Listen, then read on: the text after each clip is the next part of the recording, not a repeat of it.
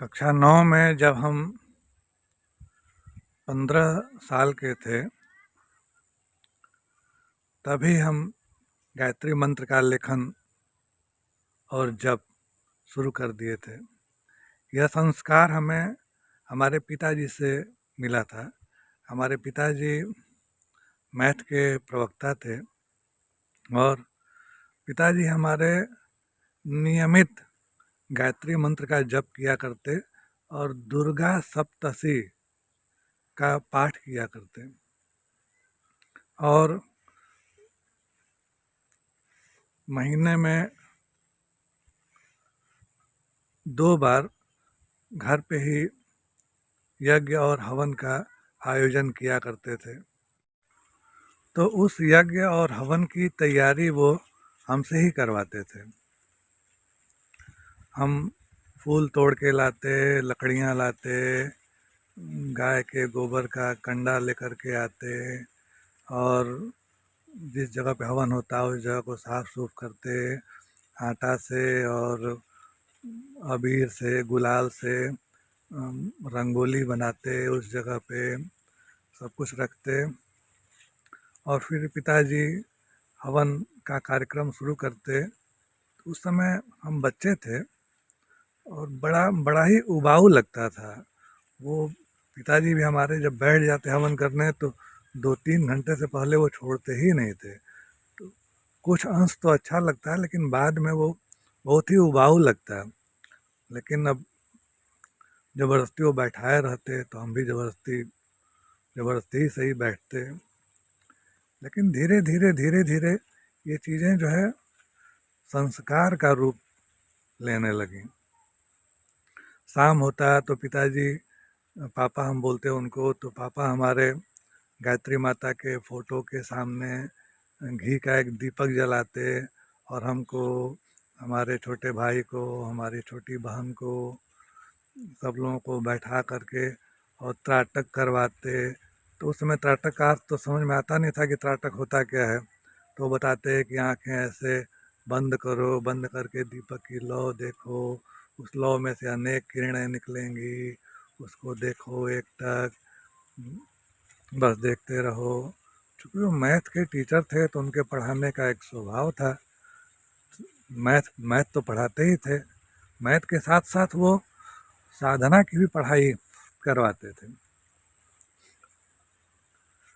तो इस प्रकार से संस्कार में ही यह प्राप्त हुआ कि हाँ, गायत्री मंत्र का जप करना है, गायत्री मंत्र का लेखन करना है, हवन करना है, यज्ञ करना है, नियमित जो है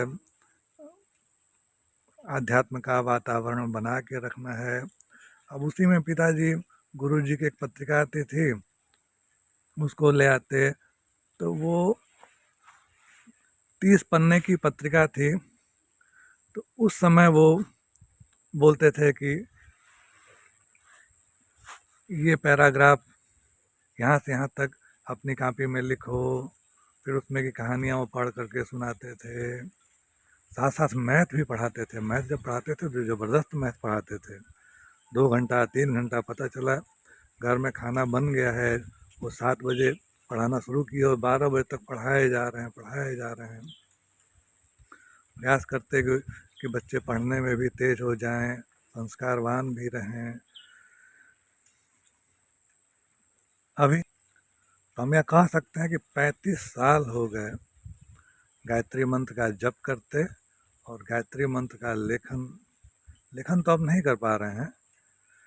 कुछ सालों पहले लेखन छूट गया, लेकिन गायत्री मंत्र का जप अभी भी चलता है। बीच में कभी कभी कम भी हो जाता है, लेकिन फिर अचानक से विस्फोट होता है तो फिर होने लगता है। कम क्यों होता है? तो हम लोग एक पारिवारिक जीवन जीते हैं, परिवार की अनेकों जिम्मेदारियां होती हैं। फिर परिवार की जिम्मेदारियों के साथ साथ एक एक कुछ अपने जो कार्य होते हैं उन कार्यों में भी कभी कभी समय देना पड़ता है। तो कभी कभी जो है गायत्री मंत्र का जप थोड़ा कम हो जाता है, और लेकिन कभी कभी ऐसा विस्फोट होता है कि, कि जब तक होशो हवास रहता है तब तक गायत्री मंत्र का जप चलता ही रहता है। तो इस प्रकार से 35 वर्ष से अधिक हो गए गायत्री मंत्र का जप करते हुए और गायत्री माता के साथ साथ रहते हुए। और हमारे पिताजी को भी गए हुए 2019 में वो गए, और पिताजी का जो अंत समय था वो, पिताजी हमारे लगभग 2 साल बिस्तर पे थे। 1 साल तो वो चल फिर करके लैट्रिन बाथरूम कर लेते थे, लेकिन अंतिम 1 साल वो पूर्ण रूपेण वो बिस्तर पर थे। और पूरी तरह से बिस्तर पर रहने के बाद भी उनके स्किन में, उनके चमड़े में कहीं से भी सिकन नहीं आया था, कहीं से उनका चमड़ा गला नहीं था। और अंतिम 1 साल जो है वो बिल्कुल न बोल पाए न कुछ कह पाए, इस अवस्था में थे। और उस अवस्था में भी उनकी जो अंगुलियां थीं ऐसे ऐसे ऐसे ऐसे चलती रहती थीं, जैसे लगता था कि वो जप कर रहे हों। उन्हीं का दिया हुआ संस्कार है कि अभी भी गायत्री मंत्र का जप हमारा चलता रहता है।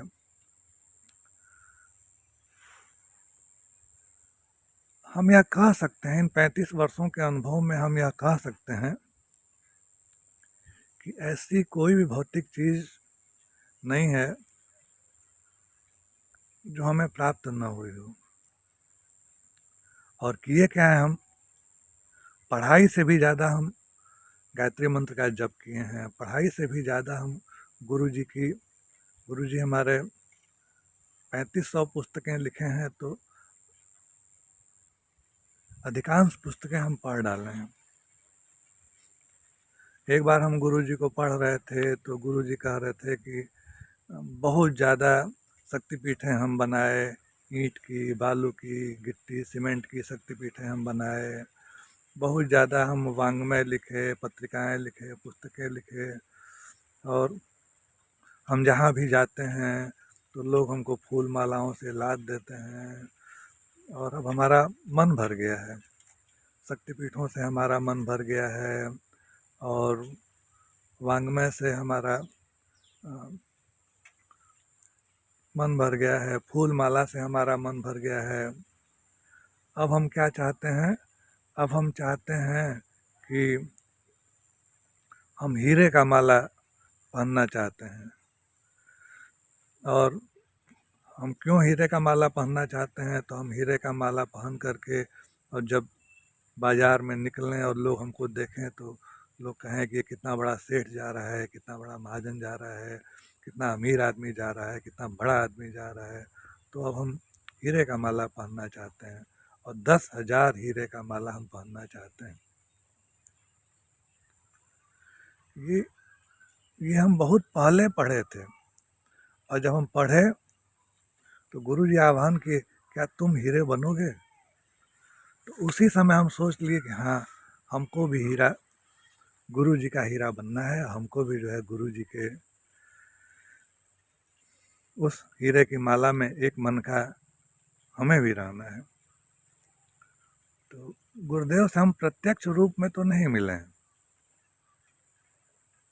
शांति कुंज में जा करके या कहीं जा करके, लेकिन 4 बार हम उनसे सूक्ष्म रूप में हमारी बातें भी हुई हैं, उनका आशीर्वाद भी हमको मिला है 4 बार। कभी बताएंगे इस चीज़ को। तो 35 वर्षों में ऐसा नहीं है कि जीवन बड़ा स्मूथली चला है। 35 वर्षों में अनेकों बार बहुत सारे उतार आए, चढ़ाव आए, कष्ट आए, परेशानियाँ आई, मुसीबतें आई, सब कुछ आए, लेकिन कभी भी गुरु जी को पकड़े, गायत्री माता को पकड़े।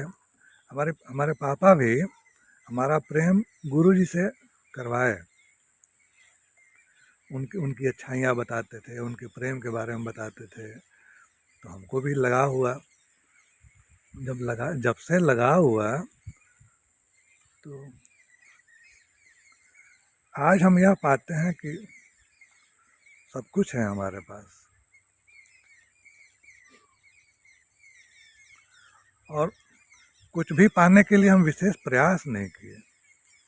प्रयास और अब तो गायत्री मंत्र भी जपने का हम प्रयास नहीं करते हैं। शुरू शुरू में माला लेकर के बैठना पड़ता था, आसन पर बैठना पड़ता था, बैठ करके जपना पड़ता था, समय निकालना पड़ता था। लेकिन अब गायत्री मंत्र का जप चलता ही रहता है, चलता ही रहता है। तो हमारा जब भी निस्वार्थ भाव से हुआ है, स्वार्थ नहीं रहा है, हमको कभी भी किसी कामना से हम जप नहीं किए। और शुरू शुरू में तो बहुत ही आनंद आता था। आनंद इसलिए आता था कि हम जप करते रहते थे और हमारे लिए सारी व्यवस्थाएं होती रहती थी।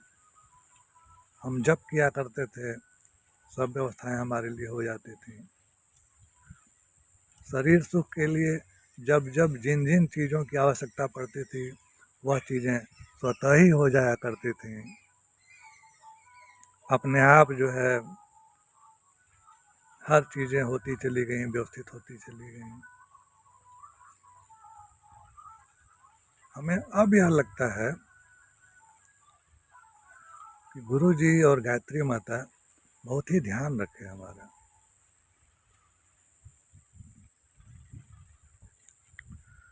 और जैसा कि हम बताया कि शुरू शुरू में तो बड़ा अच्छा लगता था कि अरे हम तो गायत्री मंत्र का जप कर रहे हैं और ये भी उपलब्ध हो गया हमको, वो भी उपलब्ध हो गया हमको, ये तो बड़ा अच्छा है। लेकिन फिर जो है गुरु जी जब काम लेना शुरू किए तो इतना ज़बरदस्त काम लेना शुरू किए,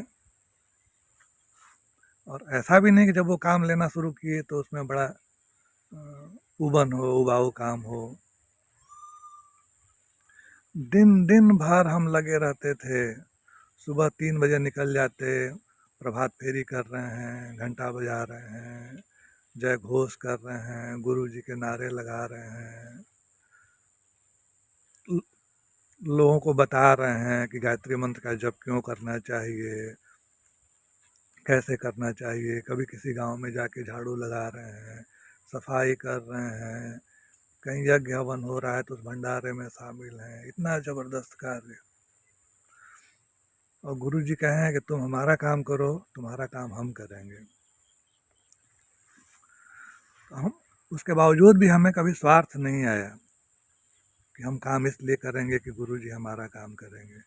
हम काम करते गए, करते गए, करते गए, और गुरु जी सारी चीज़ों का व्यवस्था बनाते गए, बनाते गए, बनाते गए।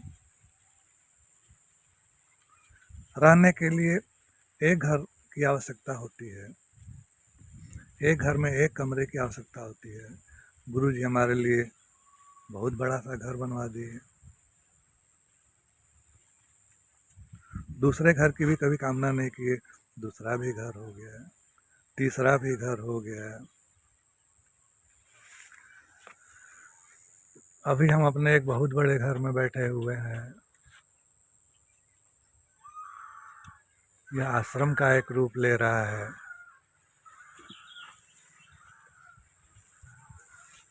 यहाँ पर हमको अकेले रहना अच्छा लगता है।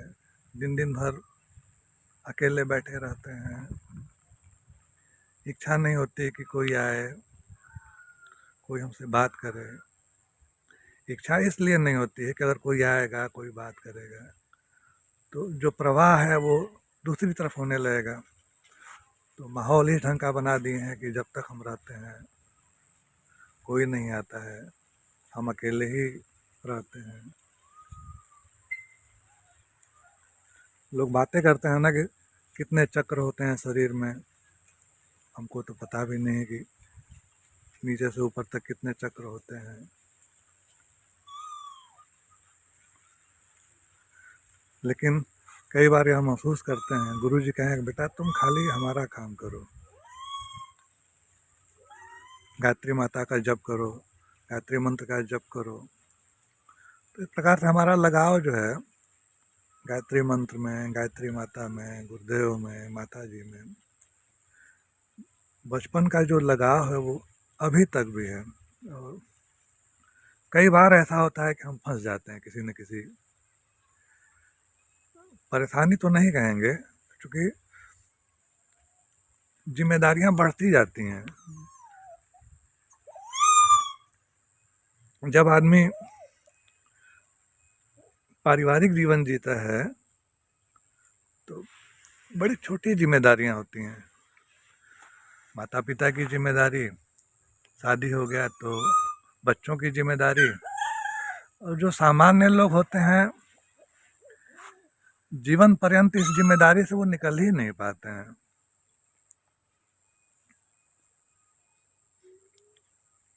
पढ़ाई लिखाई किए, शादी किए, बच्चे हुए, और एक बार जब बच्चे हुए तो उनका संपूर्ण जो जीवन है वो बच्चों के परवरिश में ही गुजर जाया करता है।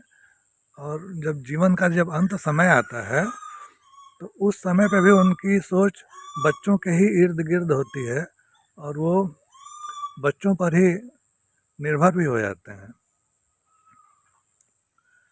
शुरुआती जीवन में तो कई सारे दोस्त मित्र रहते हैं, इस तरह से जीवन लोगों का चलता रहता है। लेकिन वैवाहिक जीवन के बाद लोगों का जीवन जो बड़ा संकुचित हो जाता है, सीमित हो जाता है। लेकिन गुरुदेव से जुड़ने के बाद हम यह देखे कि जिम्मेदारियां और बढ़ने लगी, जीवन में और भी लोग शामिल होने लगे।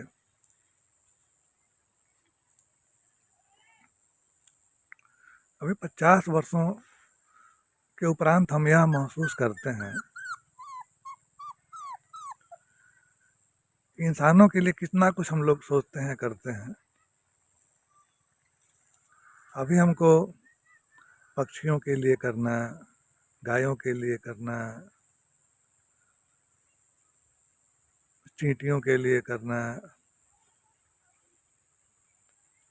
मतलब इस तरह से अपना जो कुनबा है, अपना जो परिवार है वो बड़ा होता चला जाता है। कहीं कोई कष्ट में है, परेशान है, उसकी मदद करना। आपके जीवन में जब गायत्री मंत्र जब प्रभावशाली होने लगेगा, ताकतवर होने लगेगा, तो जानते हैं उसका पहचान क्या है? आपकी करुणा बढ़ने लगेगी। करुणा का मतलब ये है संवेदना बढ़ने लगेगी। आप किसी के भी प्रति जो है ना, आप दयावान होने लगेंगे। जो सामान्य मनुष्य होता है ना, वो सिर्फ उसकी संवेदना अपने परिवार तक सीमित रहती है, माँ बाप तक, बच्चों तक। लेकिन जो साधक होता है उसकी जो करुणा होती है, उसकी जो संवेदना होती है, परिवार से अब धीरे से बाहर निकलने लगती है।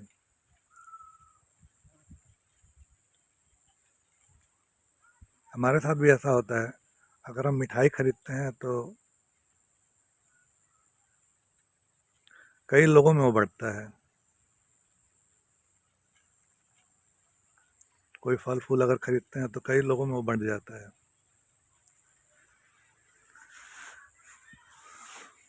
गायत्री साधना, हम यह कह सकते हैं कि बहुत कुछ पाए हैं, बहुत कुछ मिला है।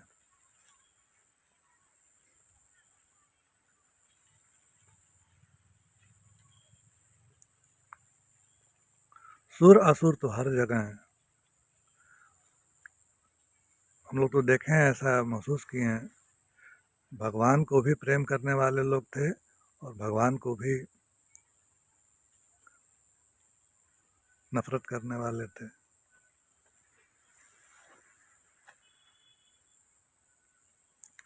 तो किसी का भी जीवन अगर आध्यात्मिक व्यक्ति है तो ऐसा नहीं है कि उसके जीवन में सिर्फ सुख ही सुख है। कष्ट भी हैं, परेशानियां भी हैं, सामान्य परिस्थितियों में एक सामान्य व्यक्ति अगर उसके जीवन में कोई परेशानी आ जाए तो वह टूट जाता है, लेकिन जो एक साधक व्यक्ति है बड़ी से बड़ी परेशानियों में भी निकल जाता है। तूफान भाई प्रकृति का एक नेचर है, प्रकृति का स्वभाव क्या है? आंधी प्रकृति है तो आंधी आएगी ही, तूफान आएगा ही, भूकंप आएगा ही। ऐसे ही हर व्यक्ति का एक जीवन है, व्यक्ति के जीवन में तमाम तरह की झंझावातें आएंगी ही, लेकिन जो सामान्य लोग होते हैं उन झंझावातों में बहुत ज़्यादा विचलित और परेशान हो जाते हैं। और जो आध्यात्मिक व्यक्ति होता है वो बहुत परेशान नहीं होता है, उन झंझावातों में भी वो सामान्य रूप से ही व्यवहार करता है और वो निकल जाता है। क्योंकि आंधी है तो आंधी तो चलेगी ही, जो कमज़ोर घर होते हैं, कमज़ोर पेड़ होते हैं वो तो गिर जाते हैं, और कुछ पेड़ कुछ घर खड़े भी रहते हैं। इसी तरह से आध्यात्मिक व्यक्ति होता है, आंधी निकल जाती है, जो मजबूत है वो खड़ा रहेगा। इसी प्रकार से जीवन है, जीवन में परेशानियां कष्ट आती हैं और निकल जाती हैं। सामान्य लोग उन परेशानियों में टूट जाते हैं और एक आध्यात्मिक व्यक्ति खड़ा रहता है, कष्टों में भी कष्ट का बोध नहीं करता है वो, क्योंकि वो जानता है कि अंधकार के बाद प्रकाश, रात के बाद दिन नहीं है।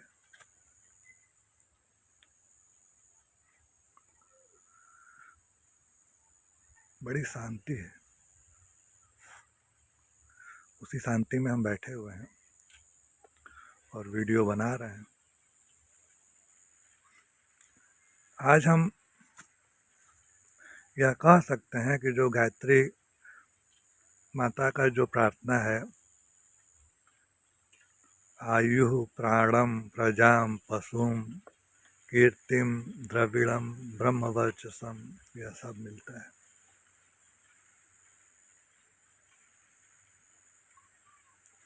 ऐसा कई बार हुआ कि लगा कि कई एक्सीडेंट हो गए, कई बार बीमार पड़ गए, तो हमेशा ही लगा कि जीवन समाप्त हो जाएगा, लेकिन जीवन से इतना मोह भी नहीं रहा है कि हाँ अब क्या होगा, बच जाते तो ये होता, ऐसा होता है, कुछ नहीं।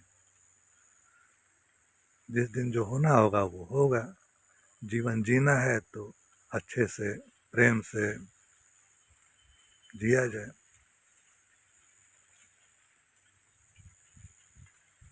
तो बड़ा आनंद आता है।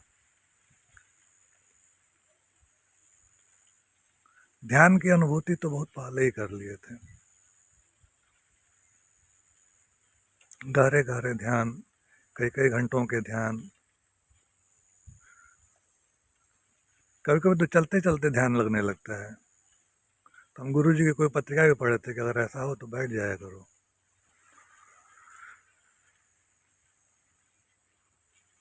अगर ध्यान की तीव्रता बढ़ने लगे तो एकांत उससे पहले पहले खोज लिया करो, कहीं बैठ जाया करो। ज़्यादा जो है उस समय चला मत करो।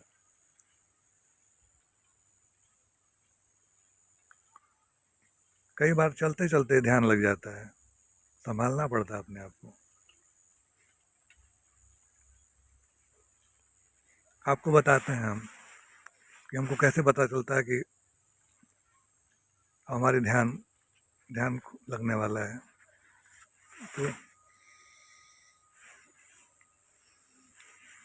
अभी हम ध्यान में हैं। सामान्य परिस्थितियों में आप देखिएगा तो कभी कभी ये नाक जो है हल्की होगी, इधर वाली नाक हल्की होगी, इधर वाली भारी होगी। कभी इधर वाली हल्की होगी, इधर वाली भारी होगी। हम ऐसा पढ़े हैं कि जब तेज भूख लगता है तो इधर वाली हल्की रहती है, जब तेज प्यास लगता है तो इधर वाली हल्की रहती है। ऐसा हम पढ़े हैं, महसूस भी किए हैं। कई बार हम चेक किए हैं, बहुत तेज भूख लगा रहा है तो देखें हैं तो ये वाली नाक जो है हल्की रहती है। अभी दोनों हल्की हैं। जब दोनों हल्की होती है तो दोनों नाक से स्वर चलने लगता है, और जब दोनों से स्वर चलता है तो उसमें हम महसूस करते हैं कि भाई हम ध्यान में हैं, शांति में हैं। एक बार तो हम ऐसे ही चल रहे थे, बाजार जा रहे थे, गायत्री मंत्र का जप भी चल रहा था, और हम अपने आप को अचानक से ही ऊपर से 3 डायमेंशनल, चारों तरफ से ऊपर से देखने लगे।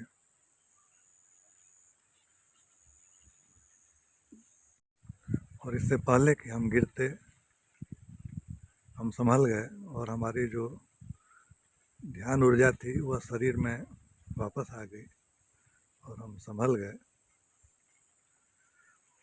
तो अभी तो ऐसा अधिकांश होता है कि चलते चलते ही मन ध्यान में होने लगता है। तो अगर कभी ऐसा होता है तो हम रुक जाते हैं, कुछ देर रुक जाते हैं, आंखें बंद करके, कहीं कोई वृक्ष दिखाई दिया तो वहाँ पे बैठ गए। चूँकि जिम्मेदारियाँ बहुत हैं, जैसे अभी तो गायें हैं हमारे साथ, तो उनके चारा का प्रबंध करना है, सफाई करनी है वहाँ पे। कुछ ऐसा होता तो कहीं जा कर के, कहीं परिवार है, बच्चे हैं, तो सबको, गुरुजी हमारे बोले हैं ना कि सबसे बड़ा जंगल में जा कर के रहने से हिमालय में जा कर के साधना करने का कोई मतलब नहीं। गुरुजी ऐसा बोले हैं। क्यों बोले ऐसा, तो बताए हैं कि गृहस्थ एक तपोवन है। गृहस्थ, गृहस्थ में बहुत सारे लोग होते हैं ना, पत्नी, बच्चे, माता पिता, पड़ोसी, रिश्तेदार, सगे संबंधी। तो गृहस्थ, गुरुजी बताए हैं कि गृहस्थ एक तपोवन है जिसमें संयम, गृहस्थ से बड़ा कोई तपोवन नहीं है। हिमालय में अगर आप जाते हैं तो अकेले रहेंगे, और गृहस्थ में अकेले ध्यान लगाया होता है, लेकिन विपरीत परिस्थितियों में आप जब ध्यान लगाएं तो उसको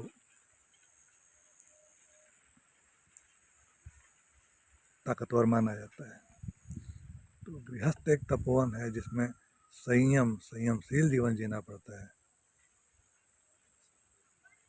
संयम, सेवा, गृहस्थ में सेवा करना पड़ता है, और सहिष्णुता, सहना पड़ता है बहुत कुछ गृहस्थ आश्रम में, की साधना करनी पड़ती है। गृहस्थ एक तपोवन है जिसमें संयम, सेवा और सहिष्णुता की साधना करनी पड़ती है, ऐसा गुरु जी कहे हैं। तो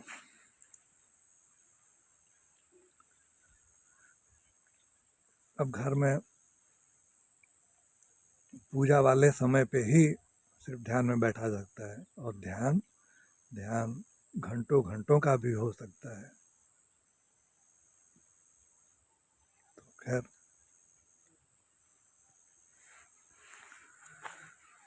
बहुत बहुत धन्यवाद